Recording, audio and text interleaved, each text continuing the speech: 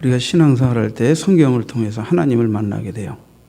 하나님이 어떤 분이신가 하는 것을 알게 되는 것이 그건 이제 우리의 신앙의 본질이 됩니다. 그래서 좀 표현을 짧게 하자면 신관이 곧 신앙이라. 그러니까 신관이 잘못 들어가면 신앙이 삐뚤어지는 거예요. 우리는 성경을 통해 하나님의 어떤 분인가를 만나고 그렇게 이해하고 깨닫고 믿게 되어질 때 그것이 이제 우리의 하나님을 향한 신앙의 내용이 돼요. 그렇죠? 우리는 잠언을 통해 또 하나님을 배웁니다. 하나님을. 오늘은 잠언을 통해서 하나님은 인간의 모든 행사에 모든 일에 원천적인 주관자, 최종적인 인도자이시다. 대략 하나님의 주관자 되심을, 섭리주 되심을 주제로 해서 오늘 말씀을 좀 여러분들과 드리려고 합니다. 여러분의 인생이 뜻대로 어떻게 되십니까? 지금까지 살아오는 동안 난 내가 원하는 뜻대로 뭔가를 이루었다 라고 과연 자신 있게 말할 수 있는 분이 몇 분이나 되겠습니까? 예? 여러분, 이 세상에서 뜻대로 되지 않는 게 세 가지래요. 물론 성경에서 말하고 있는 건 아니지만 돈 버는 거 뜻대로 안 된답니다. 내가 원하는 만큼 꿈꾸는 만큼 돈 벌어본 사람 계십니까? 물론 벌어본 사람이 있겠죠. 누구같이? 스티브 잡스 같이? 잡스 인생의 말로가 슬펐다는 거 아시죠? 좀 더 지혜롭게 치료받으면 그래도 꽤 생명을 연장받을 수 있었는데 그는 어떤 동방의 그 어떤 종교에 심취해서 3번이나 치료의 시기를 실기하고 악화된 상황에서 그는 일찍 아까운 나이에 갔어요. 스티브 잡스 때문에 온 세계는 변화를 겪고 있습니다. 저도 스티브 잡스가 만든 이걸 들고 설교합니다. 삼성 거 왜 안 쓰느냐고 욕하지 마세요.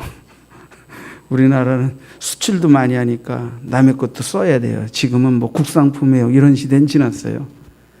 남의 것도 써야 많이 또 팔아먹는 시대니까. 그래서 이렇게 씁니다. 그가 인류 역사의 대변혁이라고 할 수 있는 이 귀한 것들을 발명해내서 정말 삶이 많이 바뀌고 있어요. 스티브 잡스는 세계에서 가장 돈을 많이 번 몇 사람에 속하는 사람이었습니다. 그러나 그는 기술을 개발하고 그 돈을 번 자는 됐는지 모르지만 잘 쓸 기회를 얻지 못하고 일찍 갔어요. 여러분, 돈 버는 것뿐 아니라 쓰는 것까지, 누리는 것까지 마음대로 안 됩니다. 두 번째, 마누라 길들이는 거 잘 안 돼. 이것도 좀 가부장적인 표현일지 모르겠어요. 반대로 바꿀까요? 남편 길들이는 거 마음대로 안 됩니다.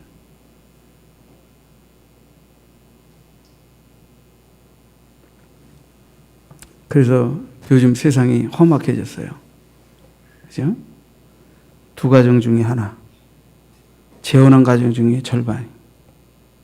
이게 10년 전, 20년 전에 미국과 서구의 이혼율이라고 생각했는데 지금 우리나라도 그 현실에 당도해져 있습니다. 이것은 마누라를 길들이기 전에 나에게 잘 맞는 아내와 남편을 서로 선택해서 일평생 죽음이 갈라놓기까지 헤어지지 않고 잘 사는 인생을 사는 길도 이게 만만치가 않다. 쉽지 않다 하는 걸리면. 세 번째, 자식 키우는 거 마음대로 안 됩니다. 자식 공부할 때 공부 안 하니까 속상하시죠? 그죠? 그럴 때 여러분에게 죄송스러운 그러면서도 위로 하나 드릴게요. 나도 이렇게 결혼해서 새끼나 사는데 내 새끼도 나보단 잘 살 거다. 그렇게 생각하세요. 이래야만 된다는 기준을 놓고 몰아세우면 그 부모를 만족시킬 자녀는 아무도 없습니다. 그냥 이렇게 공부 못하고 개판으로 인생을 살았던 나도 다 이렇게 좋은 신랑, 좋은 아내 만나서 다 나름대로 행복하게 믿음 안에서 살고 있는데 우리 자식은 죄송합니다. 그렇다고 여러분들이 다 개판으로 살았다는 뜻은 아닙니다.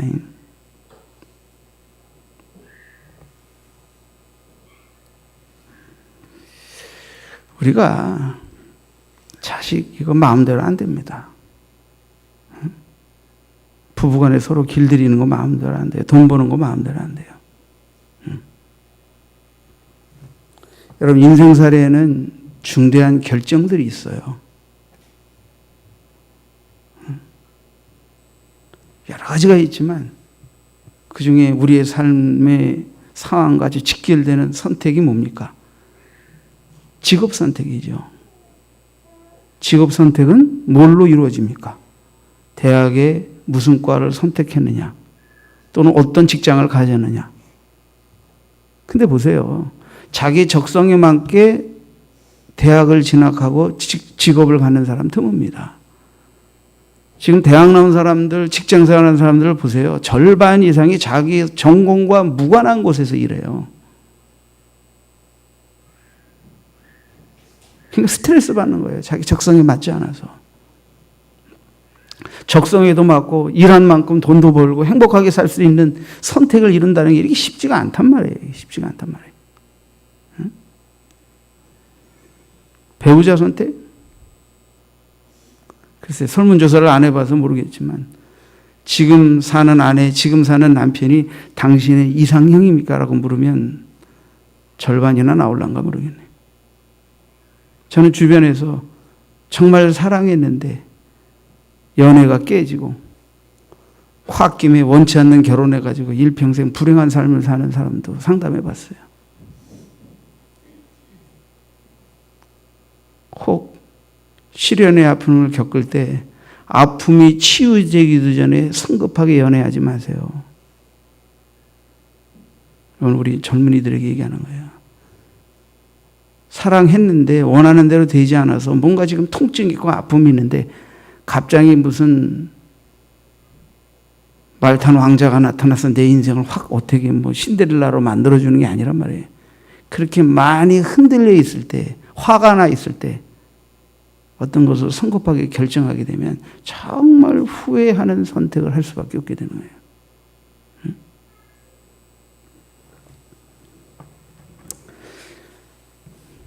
신앙, 우리가 어떤 신앙, 어떤 종교를 선택했느냐, 이건 어떤 면에서 궁극적인 것이니까 이거 말로 설명할 수 없겠죠. 그렇죠? 여러분 잠언은 하나님은 우리의 축복의 은혜를 베푸시는 분이고 우리의 중심을 감찰하시는 분이고 오늘 본문의 말씀 속에서 모든 일의 원천적인 주관자의 최종적인 인도자다 하는 것을 이제 밝히고 있습니다. 하나님은 우리의 인간의 삶에 상과 벌만 내리시는 분이 아니에요.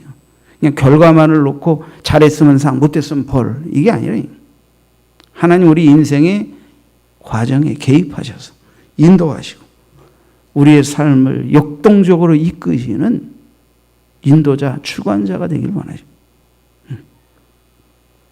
여러분 우리의 삶의 궁극적인 방향성과 과정과 열매는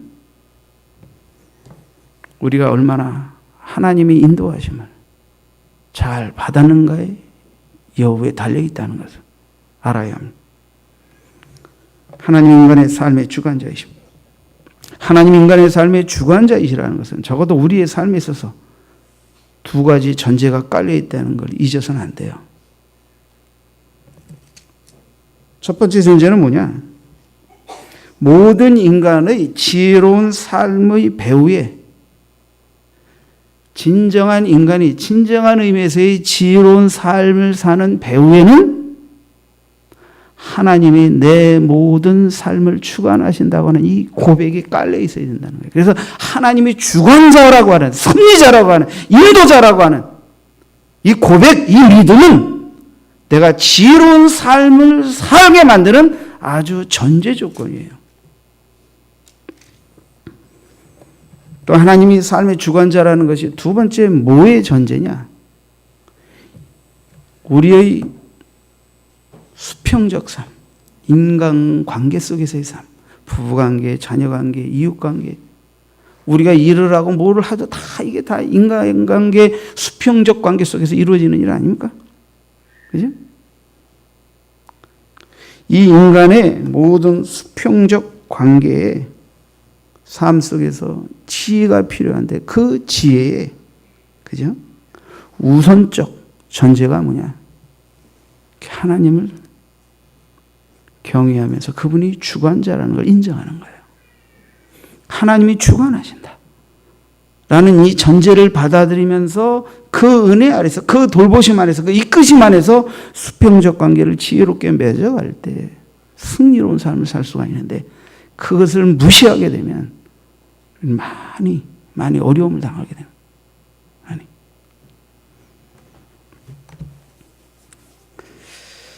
자, 서론적으로 조금 이해를 돕기 위해서 몇 말씀 드렸어요. 그럼 이제 본문을 중심으로, 그죠? 한번 하나님이, 주관자이신 하나님이 어떤 분인가, 그분을 향하여 우리 믿음이 어떠해야 되나 좀 생각해 보십시오. 자, 첫째, 하나님은 오늘 본문 말씀처럼, 서론에서 말씀드린 것처럼 인간의 모든 행사를 주관하시는 분입니다. 하나님은 어떤 분입니까? 주관자이십니다. 자, 1절을 보시죠. 잠언 기자는 하나님이 주관자이심을 몇 구절을 통해 표현합니다. 1절에 보면 마음의 경영은 사람에게 있어도 말의 응답은 여호와께로부터 나오느니라. 그럼 인간이 경영하지 말라, 그런 뜻은 아닙니다. 말의 응답이 다 여호와께로부터 나오니까 경영은 헛되다, 계획 세우는 것도 헛되다, 이 뜻이 아닙니다. 우리가 계획을 세워야지요. 열심히 일해야지요. 근데 문제는 이런 거예요. 계획 단계부터, 시작 단계부터, 과정에서 하나님의 도움을, 하나님의 지혜를 구하지 않는다는 데 있어요. 자기가 구상하고 생각해 놓고 자기가 원하는 대로 이루어 주세요 하는 것으로 기도하고 주님을 의지하고 맡겼다고 생각하는 게 우리 성도들의 신앙의 문제점. 계획 단계에서부터, 진행 단계에서부터 어떤 방법을 택할지에 대해서, 이것이 무엇을 위한 것인지에 대해서 성경적으로, 영적으로 하나님 앞에서 점검받지 않고 그냥 결론적으로 내가 원하는 대로 이루어주세요 하고 갖다 딜이 미어버린 거, 하나님 앞에. 그러니까 응답을 못 받는 거예요.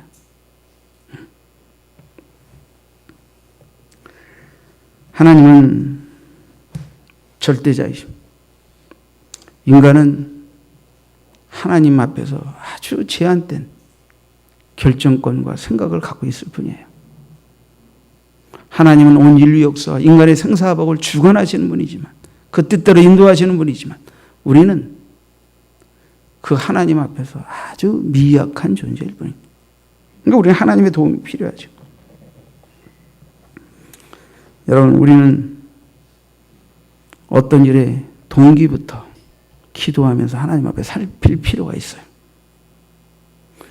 계획 단계에서부터 하나님께 기도하며 좋은 아이디어를 주시고 생각을 주시도록 기도할 필요가 있어요. 우리는 이러한 일에 도움을 줄 수 있는 많은 지혜자들에게 상담과 조언을 구하고, 하나님이 사람들을 통해서도 나에게 지혜와 격려를 베푸실 수 있음을 인정하고 기도할 필요가 있어요. 어떤 일을 이루어감에 있어서 그 방법과 과정도 하나님이 칭찬하실 만하도록 지혜를 구하고 용기를 구하고, 때로는 옳게 바르게 살려고 하다가 고난당하는 것도 감수할 만한 용기와 담대함을 하나님 앞에 구해야 되겠어요. 돈 자체를 쫓고 잘 되는 것만을 쫓게 되면 우리 인생에 편법이 찾아오게 돼 있어요. 돌아보세요. 왜 내가 성공할 수밖에 없고, 또는 반대로 왜 내가 실패할 수밖에 없는가? 거기 많은 부분 중에 과정에 방법에 문제가 있습니다. 방법과 과정의 문제. 그게 무엇입니까? 불법이라고 하는 거예요. 불의라고 하는 거예요. 잘못된 방법이. 여러분이 돈을 버는데 돈을 버는 상당한 많은 방법에 불의와 불법이 아주 푹 쩔어 있다고 하게 되면 그건 언젠가 무너집니다. 잘 될 수가 없는 것입니다.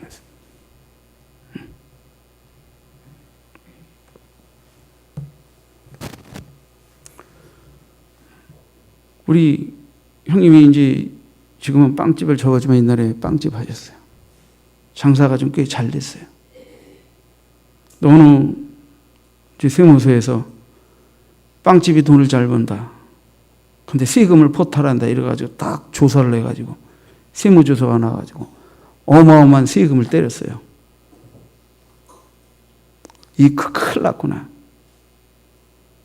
우리 형님은 빵집을 경영하면서 일정한 시간이 지나서 먹을 수는 있지만 남은 빵은 전부 복지원이 갖다 주었어요. 그래서 거기서 상도 좀 받았어요. 세무서에 가서 항의를 했어요. 당신들은 이 가게에서 빵의 원료만을 매입한 그 자료만 가지고 얼마치를 팔았는데 왜 세금 이것밖에 안 돼? 이렇게 해서 세금을 때리는데 이 세상의 빵 가게가 들여온 재료를 100% 팔아서 돈 버는 빵 가게가 어디 있냐. 더군다나 우리 가게는 당일 만들어서 당일 판 빵은 제값을 받지만 그 다음날 오전까지는 30% 디스카운트해서 팔고 불과 만 하루도 지나지 않은 빵을 다 폐기 처분한다. 그러니까 이제 가족이 먹든지 뭐 불이웃 시설에 보내든지 해서. 그러니까 그럴 때 그 부분에 대한 양이 원가 뭐 이득 빵은 겉으로 보면 남는 것 같은데 뒤로 미치는 게 빵가게다 이러면서 이제 그래서 뭐 자료를 완전하진 않지만 그렇게 했던 사온 만큼 다 돈 번 게 아니라는 자료를 뭐 이렇게 복지원에 이런 자료를 입증해서 제출을 해서 그 세무공무원이 내가 당신에게 내린 세금 부과 처분은 잘못된 것으로 인정하고 걷어들이겠다. 그렇게 해서 그 세금을 면제받았다. 그런 일이 있어요. 저는 그 얘기를 듣고 사람이 그래도 의롭게 정직하게 장사도 하면 생각지도 않은 어려움을 당할 때 피할 길도 있는 거구나 한 생각을 갖게 됐어요.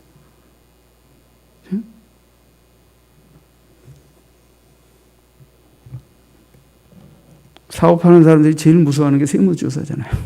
그래서 요즘 경기를 띄워야 되니까 중소기업 세무조사 안 하겠다.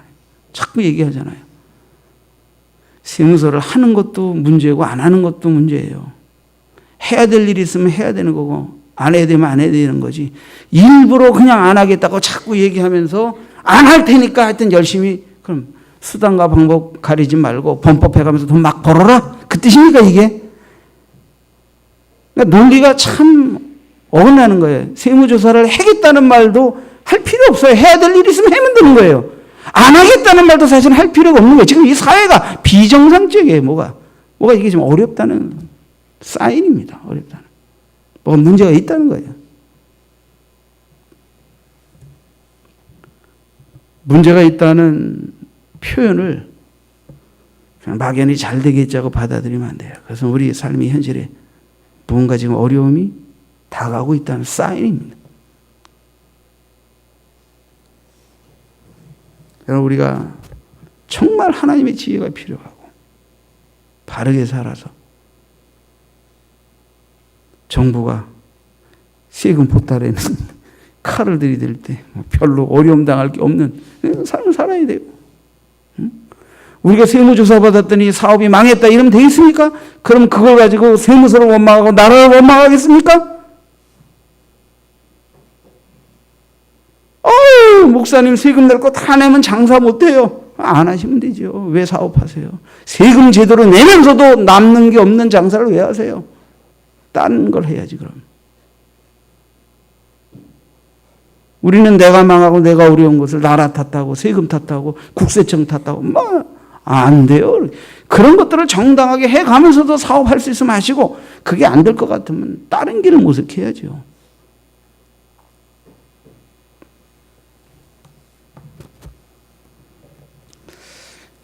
여러분, 우리는 하나님 앞에 결과만을 놓고 기도하는 성도가 되어서는 안 되겠습니다. 결과만을 놓고 동기부터 기획 단계부터 과정 속에서 하나님의 인도를 받아야 합니다. 그게 마음의 경영은 사람에게 있어도 말의 응답은 여호와께로부터 나온다는 뜻입니다.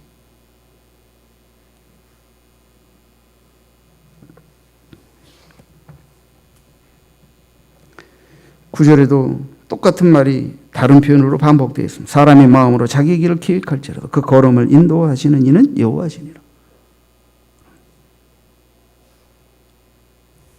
우리는 내 뜻대로 됐다고 해서 성공이라고 생각하면 안 돼요. 내 뜻대로 안 됐다고 해서 무조건 실패라고 생각해서는 안 돼요. 성경은 말합니다. 이 땅에 오신 예수님조차도 나의 원대로 마옵시고 아버지 원대로 되길 원합니다고 기도했어요.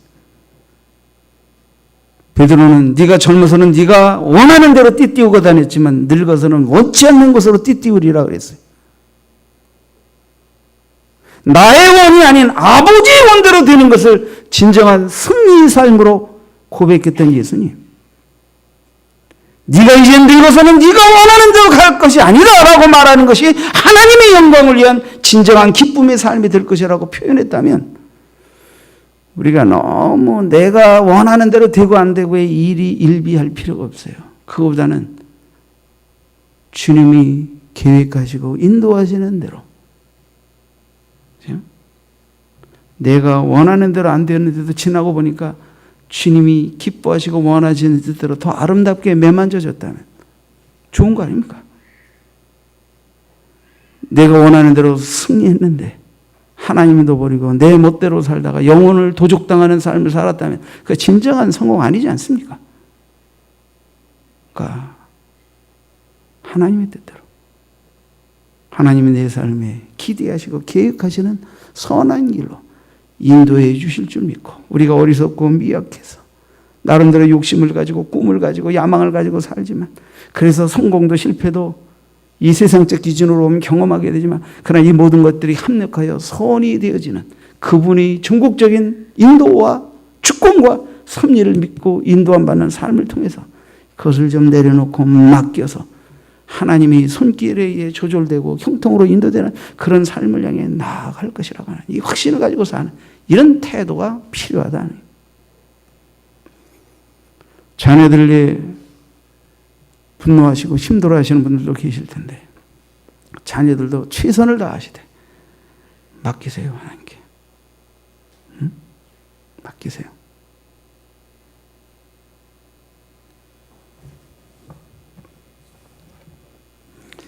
하나님은 4절에도 보면 여호와께서 온갖 것을 그 쓰임에 적당하게 지으셨다 그랬어요. 심지어 악인도 악한 날에 적당하게 하셨다는 거예요. 진짜 우리가 하나님의 악한 날에 악역을 감당하는 악인으로서 우리가 쓰여지면 안 돼요. 우리는 하나님의 때 하나님의 영광을 위해 선한 하나님의 일꾼으로 쓰이면 돼요. 그러기 위해서는 늘 하나님이 주관자라고 하는, 그분이 뜻대로 인도하신다고 하는 교만한 고백 속에서 내가 아버지의 뜻보다 앞서고 내 의욕이 아버지의 뜻보다 앞서고 하나님의 비전보다 내 야망이 앞서고 이런 것들을 쳐내고 꺾으면서 하나님의 인도를 받을 필요가 있는 것입니다. 하나님은 하나님을 기쁘시게 하는 행위를 하는 자에게는 원수와도 더불어 화목하게 하실 수 있다 그랬어요. 우리가 이 땅에 삶을 살다 보면 얼마나 원수가 많이 생겨요. 가족 간에도 원수가 되고, 사업하면서 얼마나 원수가 많습니다. 돈 버는 거 이게 전쟁 아닙니까 이게? 뭐해서 좀 돈 좀 번다 그러면 금방 흉내내서 쫓아오고 그러다 보면, 그래서 어떤 업체가 선발이 돼서 뭘 계획해서 성공하면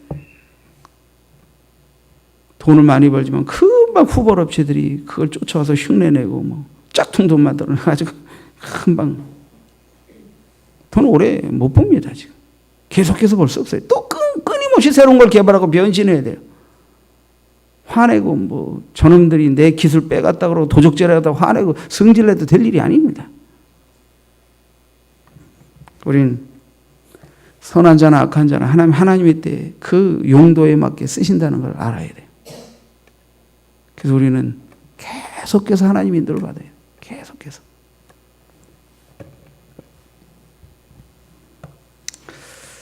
왜 안 되나? 왜 우리 삶이 이렇게 잘 안 되나?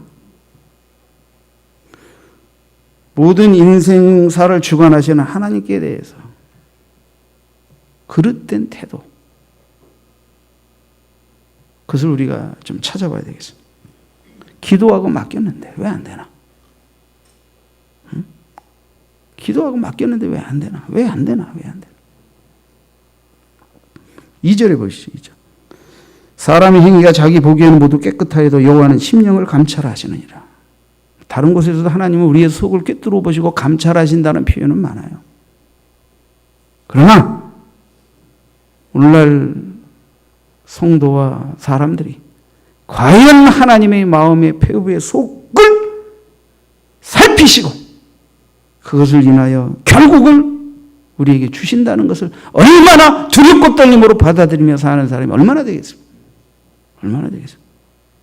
그냥 나만 알고 남이 모르면 거짓이든 선이든 다 좋은 겁니다.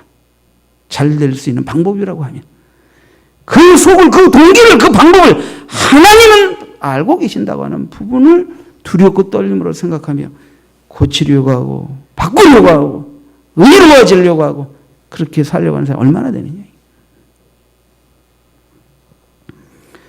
사람의 행위가 자기 보기에 모두 깨끗해도 정말 깨끗하게 의롭게 정직하게 살려고 애써도 하나님 앞에서 기도하고 말씀의 거울 앞에서 자기 속을 들여다보면 하나님이 보시는 눈으로 나를 들여다보게 되면 거기에 많은 불충과 죄악이 발견되게 되어 있습니다. 그걸 끊임없이 회개하고 토해내고 고쳐가면서 살아야 하나님의 인도 속에서 승리할 수 있는 것입니다.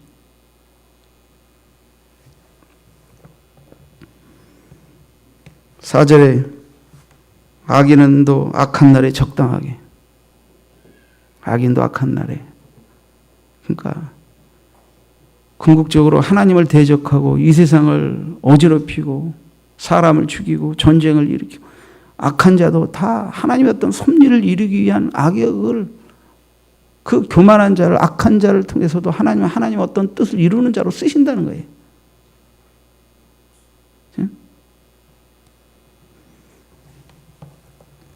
5절에 보면 하나님은 무릇 마음이 교만한 자를 여호와께서 미워하시나니 피차 손을 잡을지라도 벌을 면하지 못하리라. 교만한 자를 미워하시는. 왜 잘 안 되나? 가장 큰 문제가 교만입니다. 자, 잠언에서, 이 지혜서에서 말하는 교만이 뭐냐를 좀 말씀드릴게요. 우리가 일반적으로 그냥 교만하면 남보다 잘났다고 우쭐대고 높아지고 이런 것만 생각하잖아요. 뭐 내가 교만할 게 뭐 있어요, 내가. 자, 잠언에서, 지혜서에서 말하는 교만을 말씀드릴게요. 매사에 하나님의 주권을 인정하지 않고 생각하며 행동하는 거예요. 이게 교만입니다. 매사에 하나님의 주권과 섭리를 인정하고 기도하고 맡기고 의논하며 살아야 하는 이 삶의 자리를 이탈하고 이것을 거절한 것 자체가 교만이라. 아셨어요? 내가 지금 남보다 뭐 잘난 척하지 않아도 얼마든지 교만할 수 있는 것입니다. 그게 뭐예요? 교만이라는 게 뭐예요? 하나님을 의뢰하지 않는 거예요. 하나님께 상담을 청하지 않는 거예요. 하나님께 도움을 청하지 않는 거예요. 하나님은 내 인생의 주관자라고 하는, 궁극적인 주관자라고 하는 것을 겸허히 인정하고 엎드리고. 이제 옛날보다 기도가 많이 식어졌어요. 여러분, 기도가 식으시면 안 돼요. 기도가 식는 현상은 한마디로 말하면 뭘 의미하는지 아십니까? 이제는 하나님께 의뢰하고 간구할 필요가 없다. 아쉬울 게 없다. 그런 뜻 아닙니까? 기도가 식어지면 안 됩니다. 저는 제가 제일 좋아하는 기도가 뭐냐? 무시로. 나오나이 무시로 말고 성경에서 말하는 시시때때로 순간마다 하나님께 기도로 상담하고 의논하고 도움을 청하는 정해진 기도 시간에도 기도하시지만 무시로 기도하는 여러분 되길 바랍니다. 무시로 의지하면 무시로 하나님이 도우시는 은혜를 만날 수 있습니다. 그렇지 않습니까?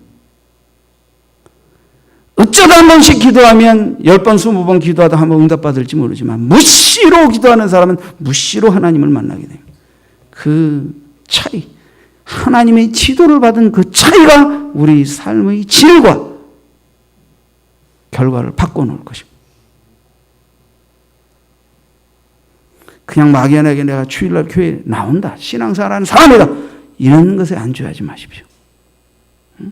신앙의 질은, 우리 삶의 질은 매 순간마다 얼마나 하나님의 주권을 인정하고 의뢰하여 그분의 도움과 그분과 의논하고 상담을 청하고 그분의 지혜 속에서 삶을 펼쳐가느냐, 그 여부가 시간이 지나면서 우리 삶의 질을 만들어낼 것입니다.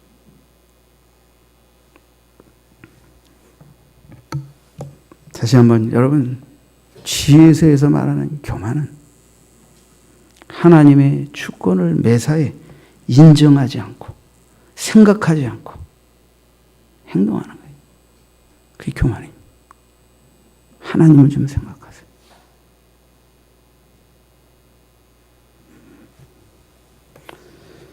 잘 되려면 어떻게 되겠습니까? 모든 인생사를 주관하시는 하나님을 인정하고 그분에게 올바른 태도를 취해야 됩니다. 3절에 보세요. 너의 행사를 여호와께 맡기라. 그리하면 내가 경영하는 것이 이루어지리라. 맡기라. 그러면 이루어진다. 맡기라라는 건 굴려버리라는, 맡기라. 그럼 맡기면 계획도 안 하고 일도 안 하고 아무것도 안 한다는 뜻이면 그 뜻이 아닙니다.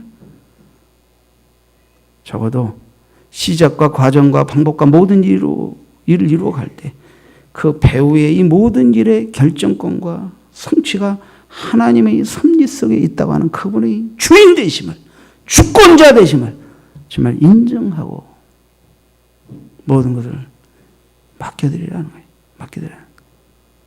그러니까 자식 문제도 내 자식이라고 생각하면 내가 나름대로 바라고 원하는 대로 이 자식을 이렇게 잘되게 해야 될 텐데 하면서 키우는 그것의 한계 속에서 자식이 만들어지는 게 아니라 내 자식이지만, 나에게 맡겨주신 자식이지만 하나님의 자녀다라는 그분의 주권 앞에 맡겨서 나도 부모로서의 역할을 최선을 다하지만 나를 통해 하나님이 양육도 하시지만 하나님이 친히 나 이외에 선생님, 친구, 주변의 많은 사람들 그리고 하나님이 직접 역사하시는 그 영역 앞에 정말 맡겨드리는 거야, 하나님 앞에.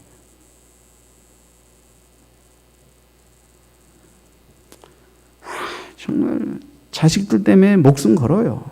뭐 안 걸은 부모도 있지만 목숨 걸고 하는 만큼 자식을 인해서 상처도 많이 받으실 거예요. 화도 많이 나게 되고. 100% 그런 건 아니지만 우리는 내가 자식을 인해서 합당치 못한 많은 것을 겪을 때 그걸 가지고 계속 끌통하지 마세요.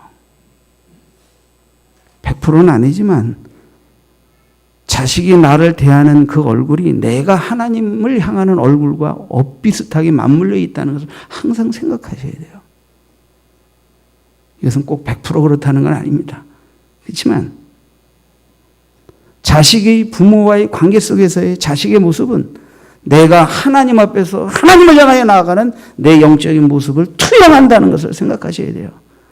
그래서 자식이 바뀌어지고 자식이 내 원하는 대로 되어지기를 원하는 마음보다 내가 하나님이 원하는 수준으로 다가가는 것을 통해서 하나님이 내 자녀를 만져주시는 역사가 있기를 위해서 기도하는 지혜로운 성도가 되시길 바랍니다.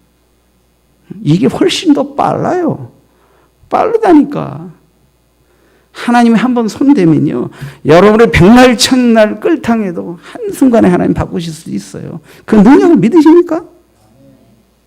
그러면 여러분이 자식을 어떻게 키우겠다고 생각하기보다 내가 하나님 앞에서 어떤 부모로 서야 되느냐를 먼저 생각하고, 순종의 모범, 믿음의 모범, 내 말에 자녀에게 하나님의 말처럼 권위가 있고 맥힐 수 있는 나를 만들어 가셔야지. 그게 훨씬 더 중요한 거예요. 지금 내가 말하고 야단치고 성질을 해도 거역하잖아. 아이들이 힘이 없잖아요. 지금 아이들 그 힘을 매우 찾겠습니까? 달래서 찾겠습니까? 협박해서 찾겠습니까? 안 됩니다. 안 됩니다. 안 돼요. 여러분들이 하나님 앞에 눈물로 기도하며 여러분을 하나님 앞에서 더 온전히 세워서 오늘 하나님이 부모의 권위 앞에, 부모에게 불효한 게 하나님께 불효한 거고, 이걸 깨달아서 눈물 펑펑 쏟으며 회개하고 돌아올 때까지 기다리고 기도하셔야 돼요. 그냥 되는 게 아니에요. 그게.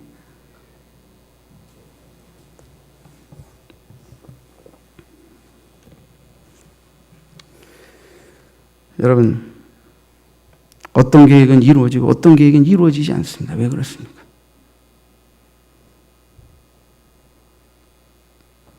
우리는 결과가 아닌 시작이, 동기부터, 과정부터 주님이 인도를 받으라 이미 말씀을 드렸습니다.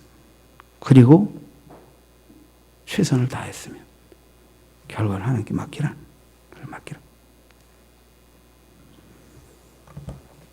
여러분, 우리가 잘 되려면 오늘 말씀의 본문을 근거로 해서 몇 가지를 제언 드리고자 합니다. 첫째, 우리가 잘 되려면 어떻게 해야 돼요? 내 생각에 잘못된 것이 없는 것 같아도 영적인 시각으로 말씀에 비추어 하나님이 보게 하시는 시각으로 볼 때 뭔가 내 삶에, 내 속에 뭐가 잘못된 게 깨달아졌다는 걸 빨리 뜯어고쳐야 해요.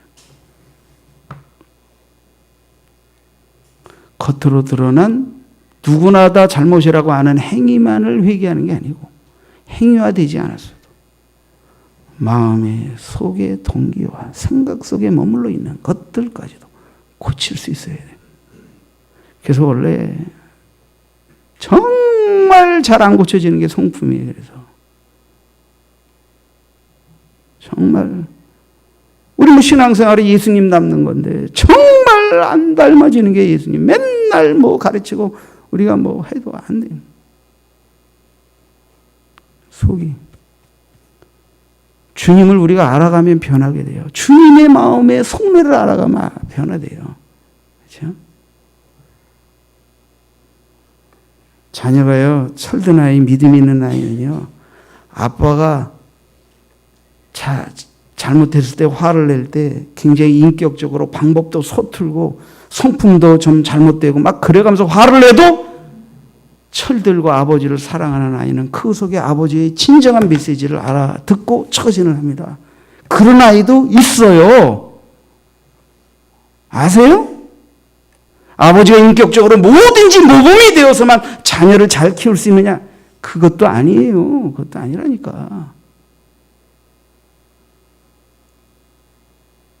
우리는 최선을 다하지만 우리 부족한 있는 모습 그대로 하나님께 내놓고 그분이 그 모든 것들을 손으로 만들어주시는 그 주권을 인정하고 기도하고 맡길 때, 여러분, 우리가 결함이 많고 부족해도 하나님이 다 합력하여 선을 이루사 이끄시는 그런 형통의 은혜, 돌봄의 은혜를 받을 수가 있는 겁니다.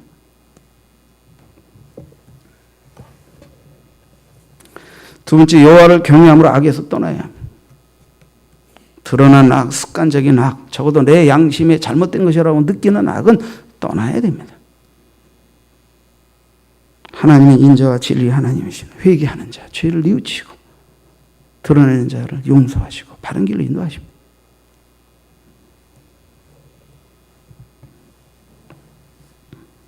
세 번째, 하나님이 선한 뜻에 맞게 쓰임받기를 원해야 돼요. 하나님의 영광을 위한 선한 뜻에 맞게 쓰임받기를 원해야 돼요. 4절에 보세요. 여호와께서 온갖 것을 그 쓰임에 적당하게 지으셨다 그랬는데, 하나님의 때에 하나님의 영광을 위하여, 하나님의 때에 하나님의 영광을 위하여 하나님이 적절하게 쓰실 수 있는 자로, 쓰일 수 있는 자로, 영광 돌릴 수 있는 자로, 그 섭리하에서 복을 누릴 수 있는 자로 살아가야 합니다. 전도서 7장 29절에 이런 말씀이 있습니다. 하나님이 사람을 정직하게 지으셨으나 사람은 많은 꾀를 낸 것이라. 하나님은 원래 인간을 정직하게 지으셨는데 인간이 타락하고 꾀를 씀으로 인해서 많은 삶의 문제를 끌고 왔다. 마지막 네 번째, 우리 행위가 하나님을 기쁘시게 하는 것이에요. 그러면 원수라도 화목하게 하시고, 우리가 행위로 하나님을 기쁘시게 한다는 것은 우리의 삶에 드러나는 행위가 하나님 오실 때 정말 기뻐하실 수 있는 것이어야 한다는 거예요. 그래서 여기에 예가 나와 있잖아요. 8절에도 보면 적은 소득이 공의를 겸하면 많은 소득이 불의를 겸한 것보다 나으니라. 그러니까 하나님 앞에 정직하게 올바르게 살려고 하기 때문에 편법을 쓰고 부정하면 더 많이 돈 벌고 잘 살 수 있는데 그걸 거절하고 적은 소득이라도 공의로 행하여 만족하는 그런 삶의 자세를 견지하면 그게 하나님을 기쁘시게 하는 거죠. 하나님이 그런 자들을 통해서 영광 받으시고 쓰신다는 거예요. 그러므로 여호와를 경외하는 삶은 주일날 나와서 주일 빼먹지 않고 계속 예배만 잘 드리는 삶이 아닙니다. 여호와를 경외하는 삶, 오늘 이 지혜자의 16절의 말에 의하면 여호와를 경외하는 삶은 불의에서 떠나는 삶, 부정한 것으로 부자가 되려는 욕망을 꺾는 삶입니다. 그게 여호와를 경외하는 삶.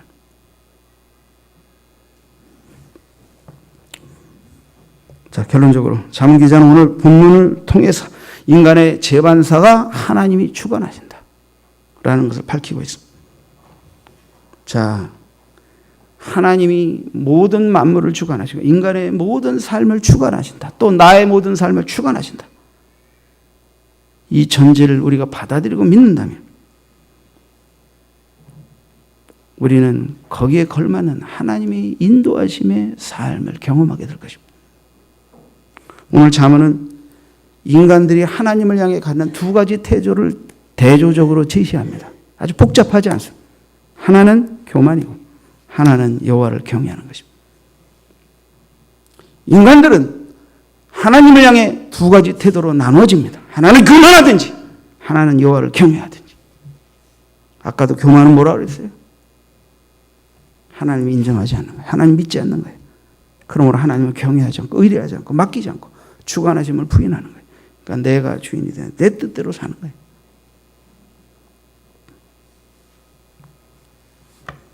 하나님을 경외하면 하나님의 주관자라는 것을 믿고 받아들이고 그분이 나의 피부도 아시니까 동기도 살피고 행실도 하나님을 기쁘시게 하고 때로는 의와 정의와 고든 길을 가다 보니까 돈 못 벌고 어려움도 당할 수 있다 하더라도 마침내 복에 이르게 하시는 하나님 형통이 있음을 믿고 끝까지 인내로 나가는 거예요.